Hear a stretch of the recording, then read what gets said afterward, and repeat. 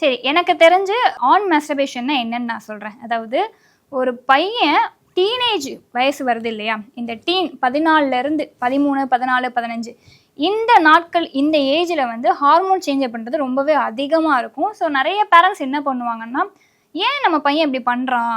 அவனுக்கு வந்து hormone change ஆகுது அப்படின்றது அவங்களுக்கு தெரியாது.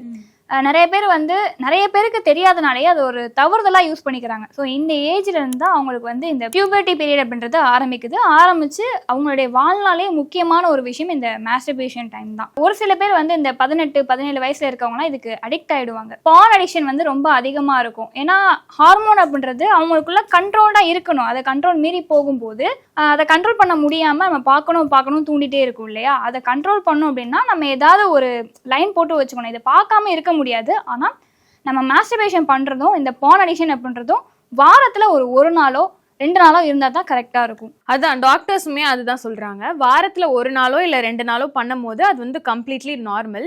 ஆனா வந்து நம்ம எக்ஸ்ட்ரீமா போயிட்டு ஒரு நாளைக்கு 4 வாட்டி 5 வாட்டி அப்படி வந்து நம்ம மாஸ்டர்பேட் பண்ணிட்டு வரும்போது நம்ம அதை ஸ்டாப் பண்ணணும்னு நினைச்சாலும் நம்மளுக்கு வந்து மென்டல் இல்னஸ் வந்து நிறைய வர ஆரம்பிச்சிருமாமா. இப்போ வந்து நம்ம திடீர்னு ஏதோ ஒரு விஷயம் பார்த்திருப்போம். திடீர்னு வந்து நம்மளுக்கு அந்த பார்த்த உடனே நம்மளோட ஹார்மோன்ஸ் வந்து சேஞ்ச் ஆக ஆரம்பிச்சுட்டு நம்ம இப்போ மாஸ்டர்பேட் பண்ணோம், நம்ம இப்போ பான் பார்த்தே ஆகணும் அப்படின்ற மாதிரி நிலைமைக்கு கொண்டு போயிருந்தாமா. அதுல வந்து நிறைய அடல்ட்ஸ் தான் வந்து இப்ப பாதிக்கப்படுறாங்களாமா. ஸ்கூல் படிக்கிற பிள்ளைங்க தான் வந்து ரொம்ப அடிக்ட் ஆயிட்டு சரியா படிக்க முடியாம ரொம்ப தனியா இருக்கணும் அப்படின்னு சொல்லி பசங்க நினைக்கிறதுக்கான காரணமுமே வந்து தனியா இருந்தா நான் வந்து மாஸ்டர்பேட் பண்ணுவேன், நான் வந்து பான் பார்ப்பேன், என்னை யாருமே இதுமே கேட்க மாட்டாங்க, அந்த ஒரு மனநிலைமைக்கு கொண்டு போயிருந்தாமா இந்த பான் வீடியோஸ் எல்லாமே. மாஸ்டர்பேஷன் பண்றது வந்து இங்க தப்பே கிடையாது. வாரத்துல 2 நாள் பண்ணிக்கலாம், ஒன்றும் பிரச்சனை இல்லை. இப்போ அதிகமா பண்ணும்போது நமக்கு ஸ்பெர்ம் கவுண்ட் அப்படின்றது ரொம்ப கம்மியாகும்.